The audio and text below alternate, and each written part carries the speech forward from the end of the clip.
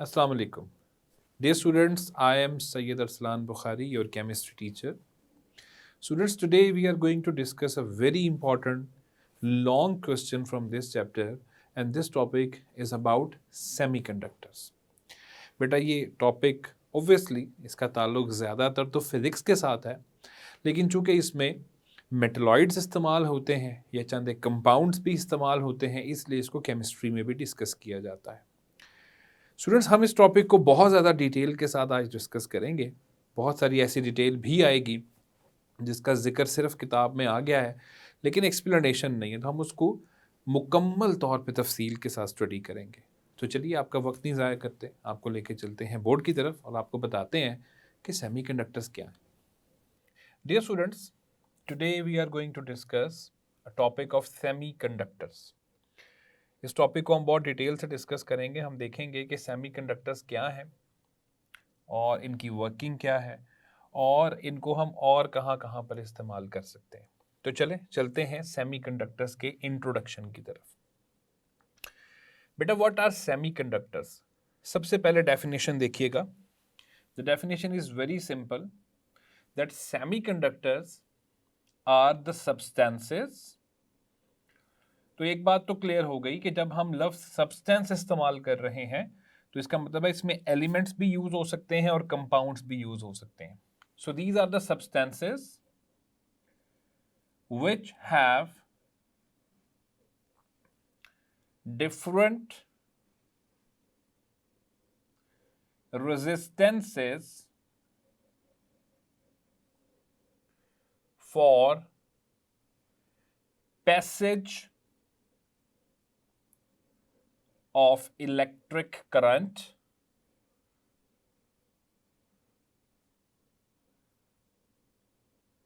in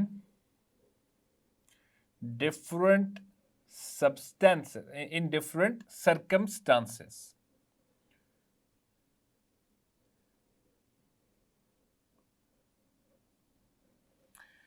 तो बेटा, ये है एक आसान सी डेफिनेशन। अभी हम इसको मुकम्मल तौर पे एक्सप्लेन करेंगे। तो सबसे पहले आप ये देखें, इसमें हमने क्या लिखा है? सब्सटेंसेस। सब्सटेंसेस का मतलब है कि एलिमेंट्स भी हो सकते हैं और कंपाउंड्स भी हो सकते हैं। जैसे मैंने चंद एक एग्जांपल्स आपके सामने डिस्कस की हुई हैं। सिलिकॉन यूज हो जाता है, सिंबल है SI। जर्मेनियम यूज होता है, सिंबल है GE। सेलेनियम यूज होता है SE। तो ये तो हैं 3 एलिमेंट्स जो सेमीकंडक्टर्स के तौर पे यूज होते हैं। बेटा, आपने इन तीनों की नेचर पे गौर कीजिए। इन तीनों की नेचर क्या है स्टूडेंट्स? ये तीनों ही ज्यादातर मेटलॉइड्स की कैरेक्टरिस्टिक्स शो करते हैं। तो हम कह सकते हैं कि एलिमेंट्स जो मेटलॉइड्स हैं वो सेमीकंडक्टर्स के तौर पे काम कर रहे हैं, और ये कहना गलत नहीं होगा स्टूडेंट्स। सो याद रखिएगा, मेटल्स के बारे में आपने पढ़ा, they are very good conductors of electricity and heat as well. Non metals के बारे में आपने पढ़ा है कि they are poor conductors of heat and electricity with some of the exceptions. लेकिन मेटलॉइड्स के बारे में याद रखिएगा, they are termed as semiconductors. तो पहली बात, आप एलिमेंट्स का जायजा लें तो आपको पता चलता है कि ये मेटलॉइड्स हैं जो सेमीकंडक्टर के तौर पर काम कर रहे हैं। उसके बाद आप देखें लेड सल्फाइड, जिसका फॉर्मूला है PbS। Silicon carbide SiC। Cadmium sulphide CdS। Lead telluride PbTe। Gallium arsenide GaAs indium antimonite एंटीमोनाइट InSb। स्टूडेंट्स, इन सब कंपाउंड्स के अंदर आपको कॉमन चीज क्या नजर आती है? गौर करने पर हमें पता चलता है कि इन सारों के अंदर जो कॉमन चीज हमें मिल रही है स्टूडेंट्स, के these all are binary compounds.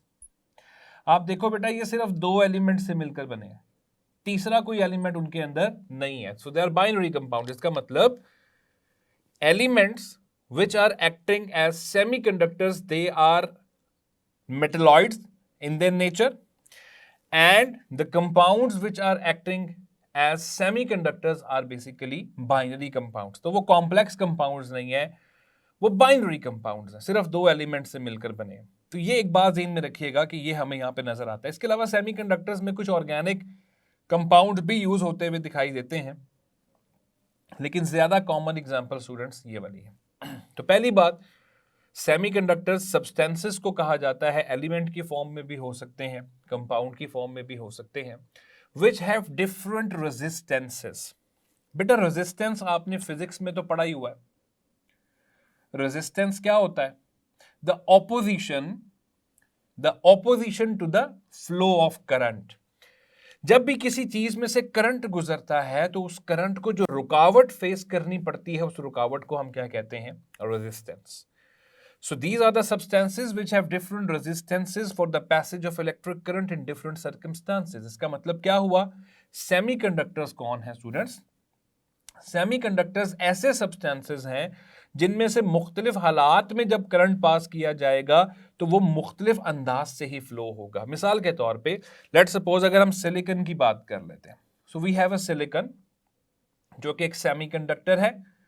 अब हम दो टुकड़े ले लेते हैं सिलिकॉन के, एक को हम रखते हैं थोड़ा सा हीट करके, एक को रखते हैं कोल्ड फॉर्म में, तो दोनों के अंदर जो इलेक्ट्रिकल कंडक्टिविटी होगी स्टूडेंट्स वो क्या होगी? डिफरेंट होगी। तो इस चीज को समझिए कि अकॉर्डिंग टू सर्कमस्टांसेस उनकी करंट को फ्लो करने की कैपेसिटी चेंज हो जाती है। So this is what we called semiconductors. So semiconductors की ये बड़ी आसान सी डेफिनेशन बनती है। अगर आप इसको रेजिस्टेंस के साथ नहीं जोड़ना चाहते हैं स्टूडेंट्स, तो फिर आप इसको यूं भी कह सकते हैं कि substances which have different electrical conductance capacity with respect to the different circumstances. तो ये दोनों बातें बिल्कुल ठीक होंगी। और स्टूडेंट्स इस नाम पे जब हम गौर करते हैं ना, तो हमें पता चलता है the word semi means half, partial, और कंडक्टर जिसका मतलब है, ये लफ्ज ही हमें समझा रहा है कि they are called as half conductors. And why they are called as half conductors? क्योंकि कुछ सर्कमस्टांसेस में, कुछ हालात में वो किसी और तरीके से पेश आएंगे, कुछ हालात में वो किसी और तरीके से पेश आएंगे। तो बेटा ये सेमीकंडक्टर्स के बारे में सबसे पहली बात आपने जहन में रखनी है। और स्टूडेंट्स इनको हाफ कंडक्टर्स कहने के पीछे एक सबसे बड़ी रीजन क्या है? याद रखिएगा बेटा, इनकी इलेक्ट्रिकल कंडक्टिविटी फॉल करती है बिटवीन मेटल्स, और you can say conductors and insulators. तो इनकी जो इलेक्ट्रिकल कंडक्टिविटी है ना, वो दरमियान में फॉल करती है। मैं आपको समझाता हूं। स्टूडेंट्स याद रखिएगा, जो हमारे पास कंडक्टर्स होते हैं उनकी इलेक्ट्रिकल कंडक्टिविटी के बारे में हम कहते हैं कि वो कितनी होनी चाहिए? मोर देन 10⁻³ पर ओहम पर Cm-4। अच्छा, अब ये एक वैल्यू है इलेक्ट्रिकल कंडक्टिविटी की, किसकी? कंडक्टर्स की। इतनी होती है। ऑब्वियसली इंसुलेटर्स की कितनी होती है? वो स्टूडेंट्स याद रखिएगा, वो 10⁻⁻10 से लेस होती है, लेस देन। सेमीकंडक्टर्स की बीच में फॉल करती है। तो सेमीकंडक्टर्स की याद रखिएगा 10⁻³ से 10⁻⁻5 पर ओहम पर सेंटीमीटर 4 में ये फॉल करती है। इसका मतलब है कि इनको सेमीकंडक्टर्स या इनको हाफ कंडक्टर्स कहने के पीछे सबसे बड़ी लॉजिक क्या है बेटा? कि इनकी जो इलेक्ट्रिकल कंडक्टिविटी है, करंट को फ्लो करने की जो कैपेसिटी है, वो फॉल करती है बिटवीन कंडक्टर्स एंड इंसुलेटर्स। तो हम ये भी कह सकते हैं, इन शॉर्ट फॉर्म हम इनको ये भी कह सकते हैं बेटा कि they are intermediate. They are intermediate किसके बीच में है? बिटवीन मेटल्स और एंड नॉन मेटल्स, या आप इसको यूं भी कह सकते हैं बिटवीन कंडक्टर्स एंड इंसुलेटर्स। तो ये बात आपने ज़हन में रखनी है, यानी इनकी कंडक्टिविटी क्या होगी बेटा? इंसुलेटर्स से बेहतर मगर कंडक्टर्स से कम, और यही इनकी वर्किंग है। तो वर्किंग में याद रखिएगा कि इनकी जो कंडक्टिविटी है और स्टूडेंट्स यहाँ कंडक्टिविटी हम दोनों अंदाज में लेंगे, हम यहाँ इलेक्ट्रिकल कंडक्टिविटी भी डिस्कस करेंगे और उसको हीट के साथ भी करेंगे, यानी इनकी हीट और करंट दोनों को कंडक्ट करने की कैपेसिटी हम यहाँ पे काउंट करेंगे। तो स्टूडेंट्स इनकी जो कंडक्टिविटी है किसकी, ऑफ हीट एंड करंट या इलेक्ट्रिसिटी फॉल्स बिटवीन किस किस के दरमियान में बेटा, कंडक्टर्स एंड इंसुलेटर्स, इसीलिए इनको हाफ कंडक्टर्स कहा जाता है, यानी इन बिटवीन है, बिल्कुल दरमियान में है, पार्शियल कंडक्टर्स इनको कहा जाता है। एक और रीजन है स्टूडेंट्स, याद रखिएगा, एक तो हमने ये रीजन डिस्कस कर ली, दूसरी क्या है, आपने पढ़ा है कि मेटल्स की को जब हम हीट करते हैं तो उनकी इलेक्ट्रिकल कंडक्टिविटी कम हो जाती है। अभी मैं उसकी लॉजिक आपके साथ डिस्कस करता हूं, लेकिन याद रखिएगा इनकी कंडक्टिविटी इंक्रीज कर जाती है with the increase in temperature. तो बेटा जैसे ही हम इनका टेम्परेचर इंक्रीज करते हैं, अनलाइक मेटल्स के बरखिलाफ इनकी इलेक्ट्रिकल कंडक्टिविटी इंक्रीज कर जाती है। अब बेटा इसकी रीजन क्या हो सकती है, आप इसमें जो आपने मुख्तलिफ कॉन्सेप्ट फिजिक्स में पढ़े हैं स्टूडेंट्स, वो जरा जहन में लेकर आए, मेटल्स का स्ट्रक्चर जरा जहन में लेकर आए। मेटल्स के ऊपर केमिस्ट्री में आपने इलेक्ट्रॉन पूल थ्योरी डिस्कस की हुई है। अब इलेक्ट्रॉन पूल थ्योरी क्या कहती है कि मेटल के पॉजिटिव आयंस होते हैं और दरमियान में क्या होते हैं, फ्री इलेक्ट्रॉन्स। तो जैसे ही उसमें से हम करंट पास करते हैं, फ्री इलेक्ट्रॉन्स की मूवमेंट की वजह से करंट आसानी से फ्लो कर जाता है, दैट्स गुड। लेकिन जैसे जैसे हम उसको हीट करते हैं, अच्छा जब जैसे ही आप उसे हीट करना शुरू करते हैं ना, उसके इलेक्ट्रॉन्स तेजी से मूव करना शुरू हो जाते हैं, जाहिर है काइनेटिक एनर्जी बढ़ती है, और जब इलेक्ट्रॉन्स तेजी से फ्लो करते हैं तो हम कहते हैं करंट बहुत तेजी से मूव कर रहा है। ठीक है, करंट तेजी से मूव कर रहा है, लेकिन करंट तेजी से मूव करने के अलावा वहां पर एक काम और होता है स्टूडेंट्स, वो जो पॉजिटिवली चार्ज्ड आयंस हैं जो निस्बतन बड़े साइज के हैं, ज्यादा हीट करने से स्टूडेंट्स वो भी वाइब्रेट करने लग जाते हैं, क्योंकि वो भी काइनेटिक एनर्जी काफी हद तक अपने अंदर अब्सॉर्ब करते हैं और दे स्टार्ट ऑसिलेशंस, वो मूव करने लग जाते हैं, और इस मूव करने के नतीजे में वो रुकावट का किरदार अदा करते हैं टू द मूविंग इलेक्ट्रॉन्स। तो वो इलेक्ट्रॉन्स जब मूव करते हैं तो ये सामने वाइब्रेट कर रहे होते हैं, तो इलेक्ट्रॉन्स इनसे स्ट्राइक करते हैं, जिसकी वजह से वो कम स्पीड में आ जाते हैं, उनकी फ्लोइंग के अंदर मसला हो जाता है, और हम कहते हैं जब करंट कम हो गया, इसका मतलब है रेजिस्टेंस ज्यादा हो गई है। तो इसका मतलब है जैसे जैसे आप मेटल्स का, जैसे जैसे आप कंडक्टर्स का टेम्परेचर बढ़ाते हैं, वैसे वैसे उसकी कंडक्टिविटी क्या होती रहती है, कम होती चली जाती है। मगर सेमीकंडक्टर्स के साथ ऐसा नहीं होता। सेमीकंडक्टर्स में जैसे ही हम टेम्परेचर बढ़ाते हैं तो इसके इलेक्ट्रॉन्स पहले इतनी तेजी से कोई मूव नहीं कर रहे होते। स्टूडेंट्स याद रखिएगा, at low temperature, it is very important, at low temperature semiconductors बहुत अच्छे कंडक्टर्स नहीं है। एट लो टेम्परेचर ये बहुत अच्छे कंडक्टर्स नहीं है। ये अच्छे कंडक्टर्स कब बनते हैं, जब हम इनको थोड़ा सा हीट करना शुरू करते हैं। तो जैसे हम इसको हीट करते हैं, हीट करने से क्या होता है, इसके जो इलेक्ट्रॉन्स हैं वो मूव करना शुरू करते हैं, वो ट्रेवल करना शुरू करते हैं, और बेटा उनकी मूवमेंट और उनकी ट्रेवलिंग की वजह से करंट क्या कर जाता है, पास कर जाता है। तो याद रखिएगा कि ये वाली जो प्रॉपर्टी मैंने आपके सामने लिखी है, that their conductivity increases with the increase in temperature, ये है इनकी वो प्रॉपर्टी जो इनको डिफर कर देती है मेटल्स से। So this property is opposite to the metals. So ये बात स्टूडेंट्स आपने ज़हन में रखनी है कि इस तरीके से सेमीकंडक्टर्स मेटल्स से क्या है, मुख्तलिफ है। तो ये तो हो गई इनकी वर्किंग। अब हम आते हैं इनके इफेक्ट्स, कि ये जो हमने शुरू में डिस्कस किया है कि कुछ सर्कमस्टांसेस होंगे और उन सर्कमस्टांसेस में ये डिफरेंट बिहेव करेंगे, तो आखिर वो सर्कमस्टांसेस कौन से हैं। तो एक्चुअली ये जो इफेक्ट्स है ना, वो हम उन सर्कमस्टांसेस के इफेक्ट्स को डिस्कस करने जा रहे हैं।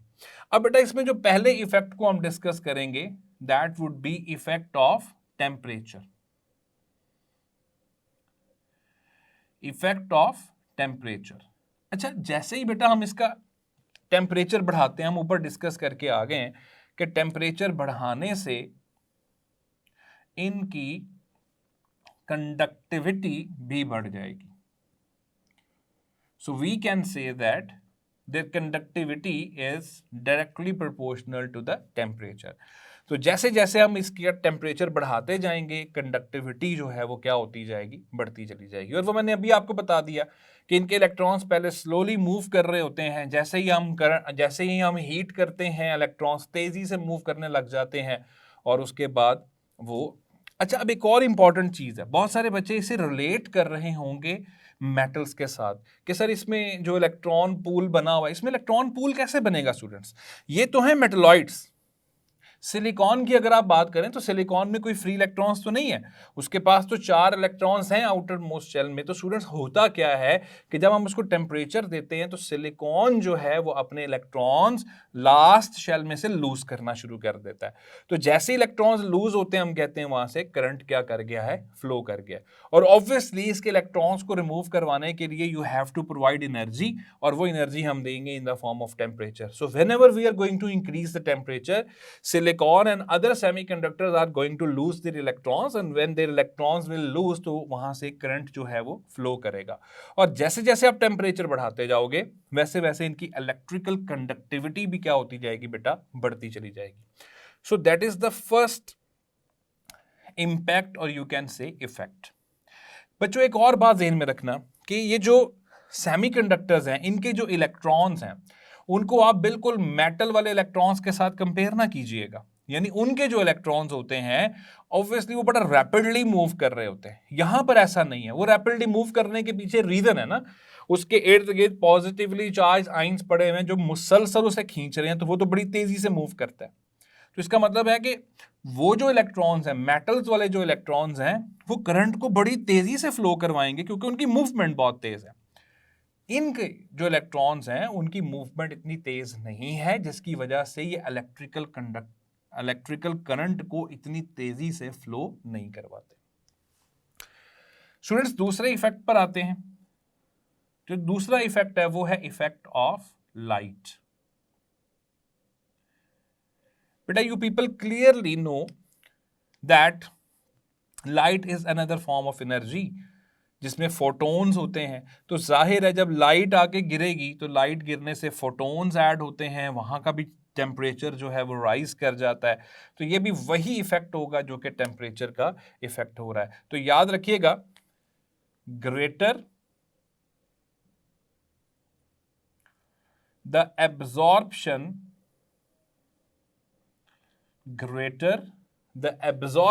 Of light, greater will be the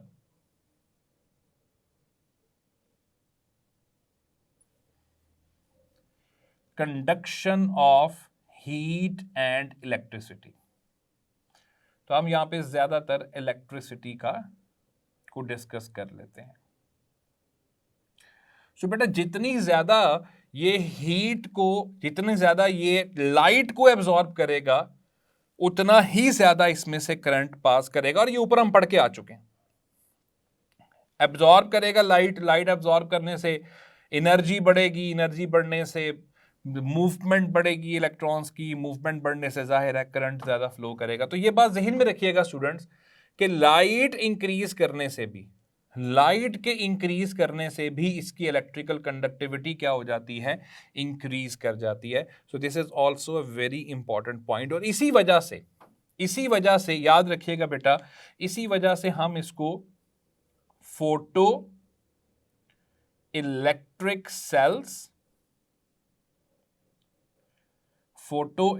sales में और सोलर बैटरीज के अंदर यूज करते हैं।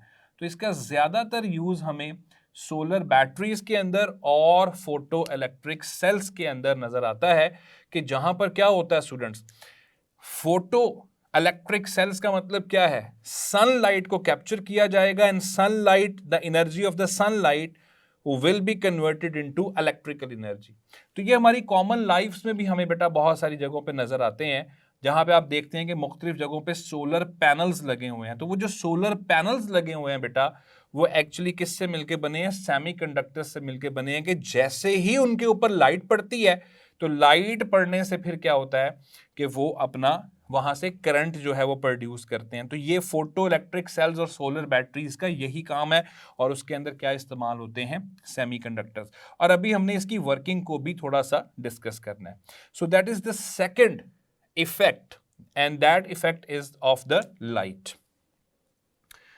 स्टूडेंट्स, तीसरे इफेक्ट पर आते हैं, जिसकी कोई बहुत ज्यादा डिटेल आपकी बुक में नहीं है, लेकिन चूंकि एक जगह पे जिक्र है तो मैं इसको डिस्कस करना चाह रहा हूं। That is the effect of doping.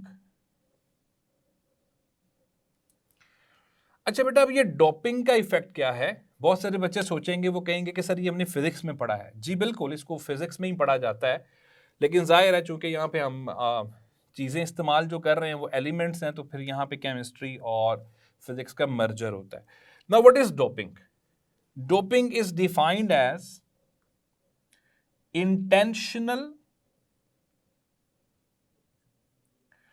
intentional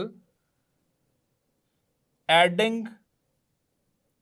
up of impurities,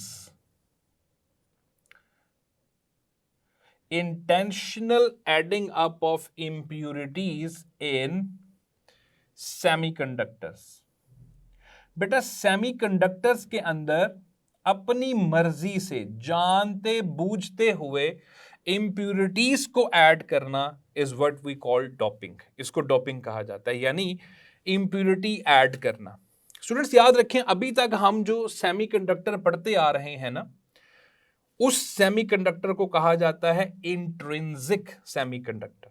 intrinsic का मतलब क्या है बेटा? इंट्रिंसिक का मतलब है विदाउट इंप्यूरिटीज। लेकिन अगर हम किसी प्योर सेमीकंडक्टर के अंदर कोई सब्सटेंस इंप्यूरिटी के तौर पे ऐड कर देते हैं, तो वो फिर प्योर नहीं रहता, वो इम्प्योर सेमीकंडक्टर बन जाता है, और उसको हम कहते हैं एक्सट्रिंसिक सेमीकंडक्टर। तो बेटा याद रखिएगा, मैं यहां पर इन दोनों के नाम मेंशन कर देता हूं। एक है इंट्रिंसिक सेमीकंडक्टर्स और एक है एक्सट्रिंसिक सेमीकंडक्टर्स। सो बेटा इंट्रिंसिक क्या है? इंट्रिंसिक विदाउट इंप्यूरिटी है, कि जब हमने उसमें कोई इंप्यूरिटी ऐड नहीं की, और एक्सट्रिंसिक जो है वो विद इंप्यूरिटी है, और जब हम उस पर इंप्यूरिटी ऐड कर देते हैं तो बेटा हम इस प्रोसेस को नाम देते हैं डोपिंग। तो इसका मतलब है डोपिंग करने के बाद जो सेमीकंडक्टर बनेगा उसका नाम क्या है? Extrinsic semiconductor. तो बेटा जैसे ही हम उसके अंदर इंप्यूरिटीज ऐड करते हैं, याद रखिएगा डोपिंग करने से भी, डोपिंग आपने की, डोपिंग करने से भी उसकी प्रॉपर्टीज इनहैंस कर जाती हैं, उसकी इलेक्ट्रिकल कंडक्टिविटी बढ़ जाती है, उसकी इलेक्ट्रिकल कंडक्टिविटी बढ़ जाती है। अच्छा, सबसे पहले बेटा एक बात ध्यान में रखिएगा, मैं ये सारी डिटेल दे क्यों रहा हूं, मैं उस चीज के ऊपर आता हूं। डोपिंग बेटा दो तरह से होती है। एक हम कहते हैं कि हमने एन टाइप डोपिंग की है, या एन टाइप सेमीकंडक्टर्स बनाए हैं, और एक को हम कहते हैं कि हमने पी टाइप सेमीकंडक्टर्स बनाए हैं। ये आपने बेटा फिजिक्स में पढ़ा होगा, ठीक है? तो एक है एन टाइप और एक क्या है? P type. चूंकि ये दोनों नाम आपकी बुक में मौजूद हैं, और किस जगह पर मौजूद है? आपकी बुक में एक डायग्राम है जो मैं आपको यहां पे शो करवा रहा हूं। तो अब ये डायग्राम देखें, इसमें ऊपर मौजूद है पी टाइप, नीचे मौजूद है एन टाइप। तो पी टाइप और एन टाइप का चूंकि जिक्र है, इसलिए मैं आपको बता रहा हूं। तो स्टूडेंट्स इस डायग्राम को जरा गौर से देखें। इस डायग्राम के अंदर ऊपर हमने अटैच किया हुआ है पी टाइप सेमीकंडक्टर और उसके नीचे अटैच किया हुआ है एन टाइप। अब ये पी टाइप और एन टाइप बनता कैसे है, इसके लिए मैं आपको एग्जांपल देता हूं। फर्ज कीजिए हमारे पास है सिलिकॉन। अभी मैं क्या बता के आया, डोपिंग का मतलब क्या है, intentional adding up of impurity in semiconductor. तो सिलिकॉन हमारा क्या हो गया, सेमीकंडक्टर। ठीक है जी। Now silicon belongs to which group, it belongs to group number 4A और 14 ऑफ द पीरियोडिक टेबल। अच्छा, अगर मैं क्या करता हूं कि मैं सिलिकॉन के अंदर लाकर किसको ऐड कर देता हूं, फास्फोरस को। सिलिकॉन में किसको ऐड कर देता हूं, फास्फोरस को। फास्फोरस कहां से ताल्लुक रखता है बेटा, ग्रुप नंबर 5 से या ग्रुप नंबर 15 से। तो इस तरह से बेटा जो डोपिंग करेंगे हम और इससे जो सेमीकंडक्टर बनेगा that is called as N type semiconductor. यानी we are going to add such impurity which is having more number of electrons than semiconductor itself, उससे अगले ग्रुप मेंबर में से उठा के ले आए। और इसी तरह silicon belongs to group number 4 या 14, तो इससे कम वाले को ले आए, एल्यूमिनियम इसमें ऐड कर दें, तो स्टूडेंट्स इससे क्या बन जाएगा, पी टाइप सेमीकंडक्टर बन जाएगा। तो इस तरह हम डोपिंग करते हैं, एन टाइप और पी टाइप बनाते हैं। अब इसका हमें फायदा क्या होगा बेटा, मैंने ऊपर आपको रूल बता दिया कि जितनी अच्छी आप डोपिंग करोगे, जितनी ज्यादा कॉन्सेंट्रेशन में डोपिंग होगी, उतनी ही ज्यादा उसकी इलेक्ट्रिकल कंडक्टिविटी भी हो जाएगी। अब इस डायग्राम को देखें बेटा, इस डायग्राम में ऊपर क्या मौजूद है, पी टाइप, उसके नीचे क्या जुड़ा हुआ है, एन टाइप, और नीचे हमने सर्किट लगा दिया। अब इससे क्या होगा बेटा, ऊपर मौजूद है पी टाइप, एक चीज नोट कीजिए कि पी टाइप की विड्थ कम है और एन टाइप की विड्थ ज्यादा है। पी टाइप की विड्थ हमने इसलिए कम रखी है क्योंकि it is expose to sunlight, वो सनलाइट को एक्सपोज्ड है, वहां पे आके सनलाइट पड़नी है, एनर्जी एब्जॉर्ब होनी है और फिर वहां से इलेक्ट्रॉन्स आगे ट्रेवल करने हैं। तो इसलिए हमें उसको थिक, उसको हमें थोड़ा सा हमें उसको स्लिम रखना पड़ता है, हमें उसको थोड़ा सा थिन रखना पड़ता है। लेकिन जो नीचे हमने एन टाइप रखा हुआ है वो जरा खासा थिक है। तो ऊपर मौजूद पी टाइप थोड़ा सा थिन और स्लिम है क्योंकि उसके ऊपर सनलाइट पड़नी है। अब होगा क्या बेटा, पी टाइप मटेरियल, ये पी टाइप मटेरियल है, इसके ऊपर क्या पड़ेगा, इसके ऊपर पड़ेगी सनलाइट। तो बेटा जैसे ही इसके ऊपर सनलाइट पड़ेगी, मैकेनिज्म मैं ऊपर समझा कर आया हूं कि जितनी ज्यादा एब्जॉर्प्शन होगी सनलाइट की उतनी ज्यादा करंट पास होगा। तो यहां से पी टाइप में से इलेक्ट्रॉन्स निकलेंगे और वो पी टाइप के इलेक्ट्रॉन्स किधर जाएंगे, एन टाइप। और आपने बेटा फिजिक्स में पढ़ा है ना कि पी टाइप और एन टाइप के दरमियान में एक रीजन बन जाता है, एक बाउंड्री बन जाती है। जी हां, बहुत सारे बच्चों के ज़हन में इसका नाम खुद ब खुद आ गया होगा। And this boundary and this region is called as depletion region. तो ये डिप्लीशन रीजन कहलाता है बेटा। क्या होगा बेटा, जैसे ही ऊपर सनलाइट पड़ेगी पी टाइप पे, P type is going to lose the electron, electron lose होगा तो पीछे कौन रह जाएगा, होल। वो पी टाइप से इलेक्ट्रॉन्स निकल के किधर जाएंगे, एन टाइप में। एन टाइप के नीचे बेटा हमने क्या लगाया हुआ है, सर्किट लगाया हुआ है, करंट फ्लो कर जाएगा, यानी इलेक्ट्रॉन्स फ्लो कर रहे हैं, वहां से करंट फ्लो कर जाएगा। इस तरह सोलर एनर्जी को कन्वर्ट कर लिया जाएगा इलेक्ट्रिकल एनर्जी के अंदर। और जिस सेल के अंदर ये काम हो रहा है इसको ही फोटो इलेक्ट्रिक सेल या फोटो वोल्टाइक सेल कहा जाता है। बेटा आपने वोल्टाइक सेल को फर्स्ट ईयर में बड़ी डिटेल के साथ पढ़ा है। Voltaic cell is also called as galvanic cell, कि जिसमें क्या होता है, chemical energy is converted into electrical energy. लेकिन इसको फोटोवोल्टाइक सेल क्यों कह रहे हैं, क्योंकि इसके अंदर photo energy, sunlight is converting into the electrical energy. तो मैं उम्मीद करता हूं कि इस तरह आपको सेमीकंडक्टर्स की वर्किंग जो है वो समझ लग चुकी होगी। सो स्टूडेंट्स, ये था टॉपिक सेमीकंडक्टर्स का, जिसमें हमने देखा कि कौन कौन से एलिमेंट्स जो हैं वो इस्तेमाल हो रहे हैं या कौन कौन से कंपाउंड सेमीकंडक्टर्स के तौर पे काम कर सकते हैं। इंपॉर्टेंट बात जो हमने देखी है वो ये है कि टेम्परेचर बढ़ाने से जहां मेटल्स की इलेक्ट्रिकल कंडक्टिविटी कम हो जाती है क्योंकि रेजिस्टेंस ज़्यादा मिलती है, वहीं पे सेमीकंडक्टर्स की इलेक्ट्रिकल कंडक्टिविटी बढ़ जाती है जब हम उनका टेम्परेचर इंक्रीज करते हैं।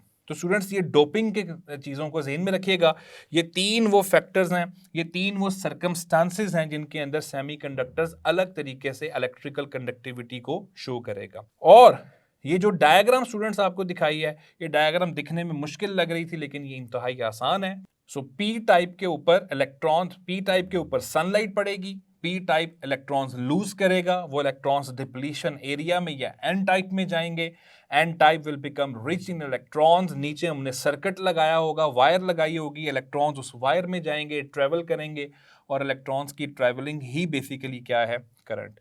इस तरह फोटो एनर्जी यानी energy from the sunlight is converted into electrical energy, और यही प्रिंसिपल है फोटो इलेक्ट्रिक सेल्स का, यही प्रिंसिपल है सोलर बैटरीज का।